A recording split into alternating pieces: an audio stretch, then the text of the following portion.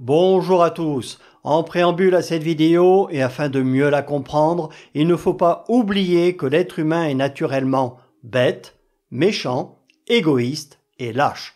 Et comme en plus le wokisme l'a totalement déconstruit, il est également influençable. Sauf vous bien sûr, puisque vous suivez des chaînes comme la mienne. Ça tombe bien, c'était prévu, mais l'un d'entre vous me l'ayant si gentiment demandé dans les commentaires, nous allons aujourd'hui parler du diesel et un peu de notre si indépendante et talentueuse presse automobile. Comment? Non, je n'oserais pas me moquer d'eux, ils sont beaucoup trop respectables. Bref, commençons par regarder un premier article de l'Automobile Magazine, c'est savoureux. Alors, vous ferez arrêt sur image ou irez sur leur site si vous voulez tout lire. Ici, on est sur une chaîne efficace. On va donc résumer et commenter. Alors, ils ne mettent pas la date, mais c'est un article qui semble dater de 2020 et 4 ans actuellement dans l'automobile, c'est une éternité. Donc, le diesel, ce mal-aimé qui n'est pas prêt de disparaître de nos routes. Mal aimé, pourquoi, par qui? Pas par les automobilistes qui l'utilisent en tout cas. Ah bah voilà, page 2, par les politiques et les grands médias qui sont leurs chargés de communication.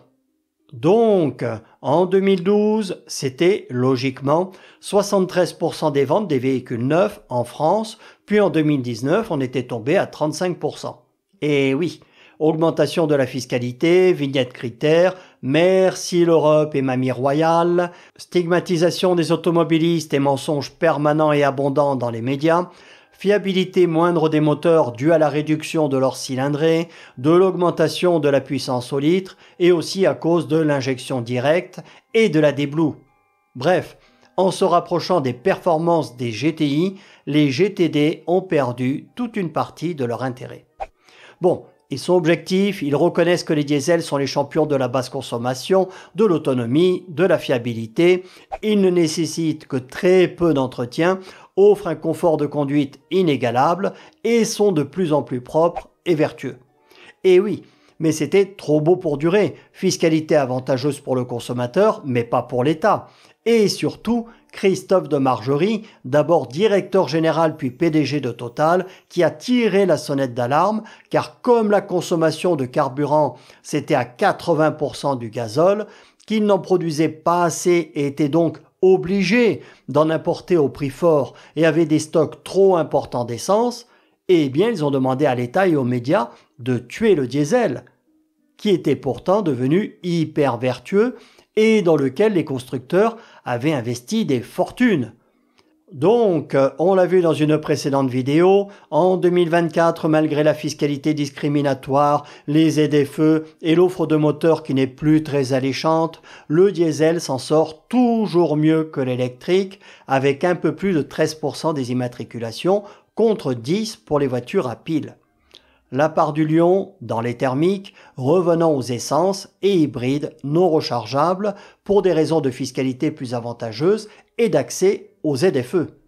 Août 2024, nouvel article de l'Automobile Magazine, je vous mets l'ancien à côté, ils ont complètement retourné leur veste. Donc, exclusif, qui achète encore des diesels en France? Qui sont les rares particuliers à encore oser investir dans un tel véhicule en 2024? La honte totale. Page 2, là on voit que le wokisme, les écolos-bobos et l'Europe sont directement aux commandes du journal. Je vous laisse lire par vous-même, le diesel n'est pas mort mais c'est tout comme, il est tombé en désuétude et sa chute semble inexorable. Seuls les utilitaires légers sauvent pour l'instant ce carburant. Alors ça, c'est intéressant. Premièrement, il n'y a pas que les utilitaires légers. Moi, je ne connais pas beaucoup de tracteurs de semi-remorques qui tournent à l'essence ou encore pire, à l'électricité. Et les professionnels qui utilisent des utilitaires ont besoin d'autonomie et de charge utile. Donc, lorsque tu as 700 ou 800 kg de batterie dans un fourgon et qu'il ne te reste plus que 300 ou 400 kg de charge utile et que tu as une autonomie de 150 ou 200 bornes, et évidemment que ça ne le fait pas. Les pros, ils ont besoin de quelque chose de simple, fiable, économique et efficace. Donc ils roulent au diesel. À ma connaissance, Il n'y a pas de tractopelle, de tracteur agricole ou de moissonneuse-batteuse à pile. Ces gens sont des pragmatiques, pas des idéologues sous stupéfiants. Donc, la lapidation continue. C'est beau la presse objective et indépendante. On nous dit que le diesel c'est nul et que c'est une énergie du passé. Page suivante. Ça aussi, si les chiffres sont vrais, c'est intéressant, car on nous dit, alors que les chiffres officiels c'est 13,4%, que la part du diesel ne représente plus que 7,9% des ventes et que c'est en baisse de 23%. Peut-être aussi, si ces chiffres sont vrais, parce que nouvelles réglementations et taxes européennes arrivant, les constructeurs chinois se sont empressés d'immatriculer à leur propre nom ou à celui des concessionnaires des dizaines de milliers de voitures à piles qui n'étaient pas vendues. Un peu plus bas, ils sont quand même contraints de faire preuve d'un peu de réalisme et d'objectivité en reconnaissant que pour de nombreux automobilistes qui roulent beaucoup et en dehors des centres-villes, donc pour 80% des usages de l'essentiel de la population qui n'habite pas au cœur des 4 ou 5 grandes agglomérations françaises, ça reste le meilleur choix. Merci l'Automobile Magazine de nous confirmer ce que tout le monde sait. Dans beaucoup de véhicules, le diesel n'est pas une alternative, mais le seul choix logique possible. Ensuite, ils nous mettent la liste des véhicules diesel les plus vendus en France de janvier à juillet 2024. Et là, c'est ce que je vous disais dans la vidéo que je lui ai consacrée. On voit que les clients se sont jetés sur les derniers Duster disponibles en diesel, puisque cette motorisation n'existera plus, pour l'instant en tout cas, sur le nouveau modèle. Encore une décision très intelligente du groupe Renault-Dacia. Il faut dire qu'avec l'ineptie de la D-Blue, les constructeurs ne pouvaient pas mieux s'y prendre pour finir d'enterrer le diesel.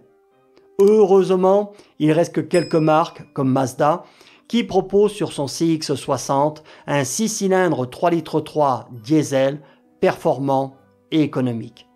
Gardons l'espoir, le bon sens vaincra. Automotomag, allez voir, il y a plein de super vidéos qui arrivent. Salut à tous.